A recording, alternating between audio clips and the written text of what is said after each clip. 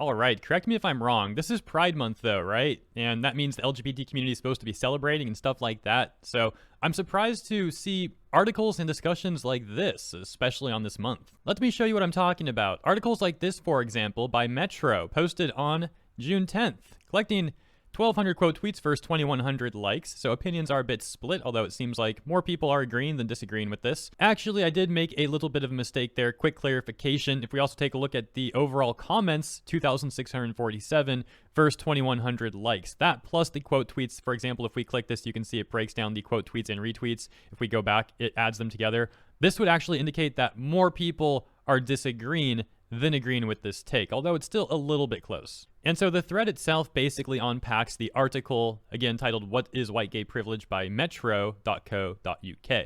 And so they go on to talk about how people from the LGBTQ plus community that don't have to also worry about racism on top of being in that community possess what they are calling white gay privilege. And the rest of the article, and therefore the Twitter thread, would go on to further describe what that is and how it affects the community. What I'm trying to understand is, even if they make some fair points, I'm not saying that they do or don't, I just don't really understand the point in coming out with an article like this on Pride Month. It seems like this sort of thing would split the LGBT community, if anything, although I could very well be wrong about that. Although even in their article, they would publish a suggestion for LGBTQ plus people of color to create their own space. So is that not basically dividing the community? And one of the top comments with over 1,300 likes would essentially say just that, writing, "Political thinking will always come up with new ways of dividing everybody." And that's a big reason why I'm running this segment right now. I want to see opinions on this topic, and I know we've actually got a pretty large chunk of LGBT people that tune into my segments, so please let me know what you think in the comments. I'd find it very interesting to take a look. There's also this thread with over 140,000 likes I'd like to show you, made on May 23rd, so a little bit before Pride Month, that says,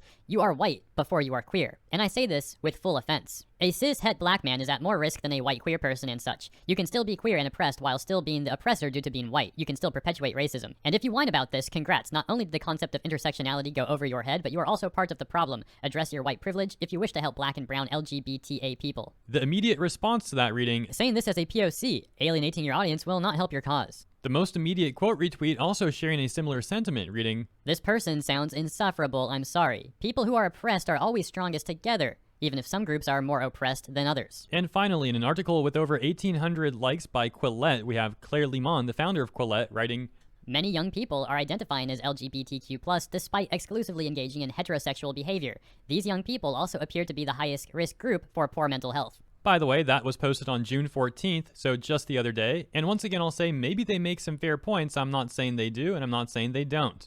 And if we once again compare the engagement, this one would indicate that by far most people are agreeing. Of course, the caveat being that's specifically talking about the people that have seen this article, this tweet, and have engaged with it. Immediate responses, however, would indicate a different sentiment.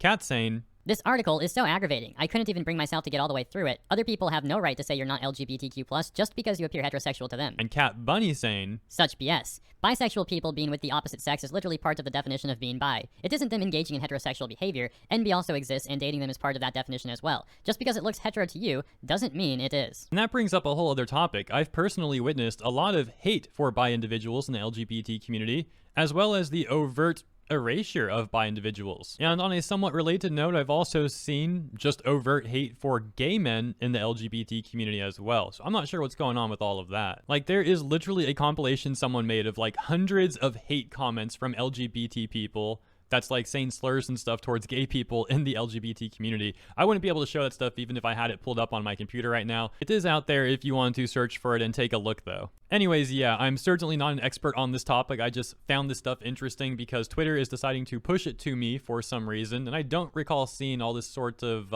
division in the LGBT community, even last year on Pride Month, for example.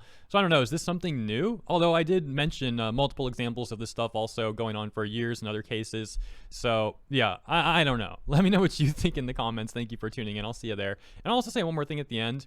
I also don't understand the point of people that want to be like the most oppressed. Like, oh, I'm more oppressed than you. What's the point in doing that? Is it not better to try to be like a virtuous person that helps other people, even if you have your own mental and physical issues? To just go off about that all the time seems like it's not doing a service for you or anyone else. I'm not sure if that's the best approach. Let me know what you think in the comments. Once again, thank you for tuning in, and I'll see you there.